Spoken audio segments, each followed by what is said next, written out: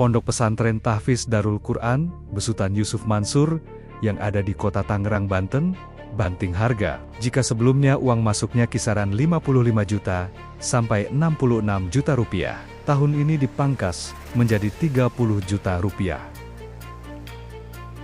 Darul Quran juga sudah punya turunannya, yakni ke-1 Darul Mansur, dan disusul dengan Darul Quran Taruna. Yang menarik, di tengah nama Darul Quran yang terus merosot, uang muka untuk masuk ke pesantren ini malah dipangkas lebih dari 50%. Pertanyaannya, apakah Darul Quran banting harga karena tak bisa memenuhi kuota yang diharapkan?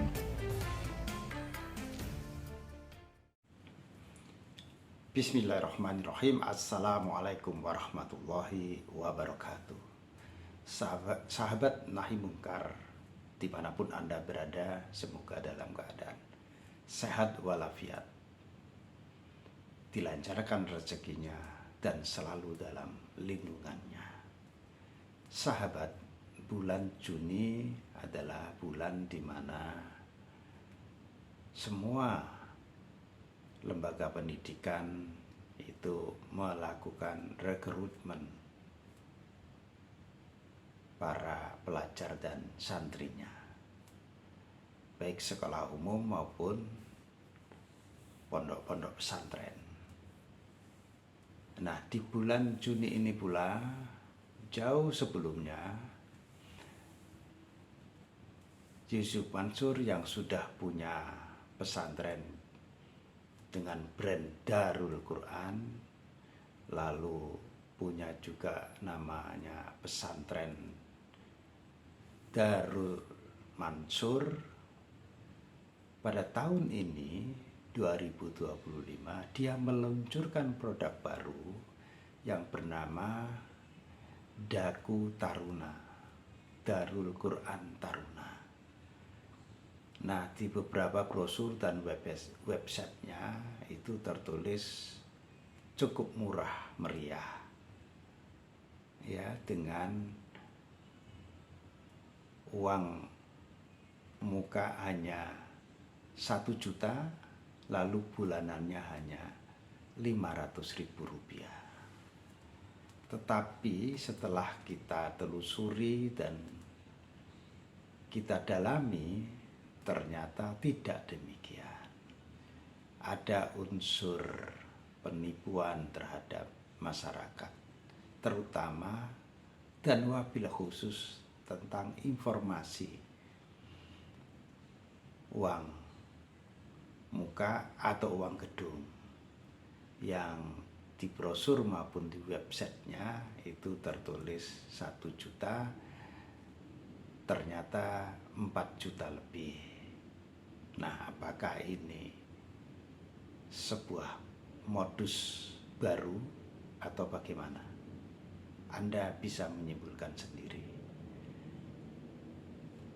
Yang kedua adalah ada fenomena menarik ketika dari tahun ke tahun biaya pendidikan makin meninggi. Darul Quran pada tahun ini itu menurunkan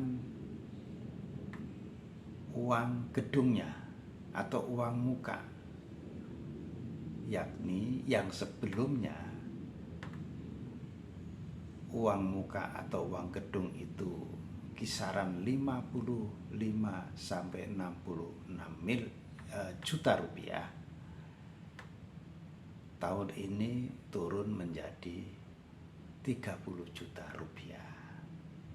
Nah, ini menarik, di tengah-tengah lembaga pendidikan swasta menaikkan biayanya, Darul Quran justru memangkas sampai 50%. Hal ini tentu saja terjadi hanya disebabkan oleh dua hal, yakni yang pertama, saking banyaknya para calon santri yang mendaftar ke Darul Quran. Karena menurut hitung-hitungan, jika santrinya membludak dan di atas ambang batas yang diperlukan, tentu saja ini bisa menurunkan biaya-biaya. Itu yang pertama. Yang kedua, bisa jadi biaya ini diturunkan karena minat untuk memasuki Darul Quran itu begitu tipisnya, tidak seperti tahun-tahun sebelumnya. Nah, jika sebelumnya Darul Quran itu ada santrinya sampai 1.000, sekarang ini jumlahnya hanya ratusan. Ini artinya apa? Artinya para orang tua santri sudah mulai melek lingkungan. Karena apa? Darul Quran yang dibangga-banggakan oleh Yusuf Mansur itu sejatinya dibangun di atas sebuah kebohongan publik. Yakni ketika pada tahun 2009 Yusuf Mansur mengajak berinvestasi jemaah Masjid Darussalam Kota Wisata Kabupaten Bogor, investasi untuk batu bara. Ada 250 orang, uang yang terkumpul 55 miliar, dan ada janji bahwa setiap bulan investor akan mendapatkan 10% dari investasi, 10-11%. Nah, lalu 10-11% juga ini tertulis ya, 10-11% juga akan disedekahkan, diwakafkan ke Darul Quran. Nah, orang-orang jemaah Masjid Darussalam itu begitu tergeraknya karena dibalut dengan rasa keimanan dan orientasi tidak hanya dunia tapi akhirat, maka mereka berbondong-bondong untuk ikut berinvestasi. Faktanya adalah investasi ini investasi bodong. PT-nya ada dan Yusuf Mansur menjadi komisaris utama di PT ini, tetapi sama sekali tidak ada produknya. Apakah ini tidak bisa disebut sebagai bodong? Tentu saja ini adalah kebohongan publik yang nyata. Lambat laun masyarakat Indonesia akan menyadari masalah ini, bahwa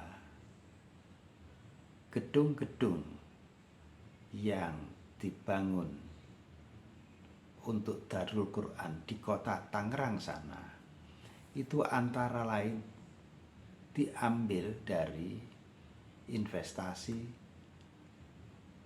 para investor batu bara yang ternyata sampai hari ini tidak bisa mereka dapatkan kembali uangnya. Meskipun tidak ada produknya, tetapi investasinya lenyap begitu saja. Inilah yang membuat Darul Quran itu makin tahun bukan makin menambah santrinya, tapi makin menyusut.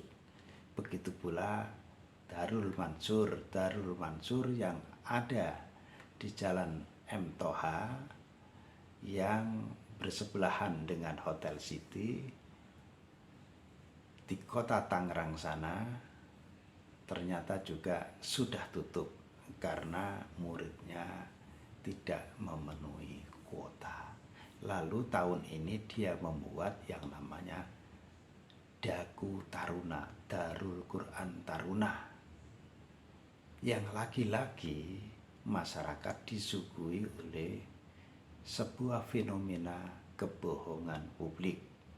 Di websitenya, di lembaran-lembaran yang tersebar, itu hanya 1 juta, tetapi begitu dicek ternyata tidak, ternyata 4 juta lebih. Nah, inilah saudara catatan kita terhadap Darul Quran, Darul Mansur dan yang mau lahir Daku Taruna. Anda bisa menyimpulkan sendiri. Jika lembaga pendidikan ini diinisiasi oleh Yusuf Mansur, maka bisa dikatakan separuh benar, separuh bohong.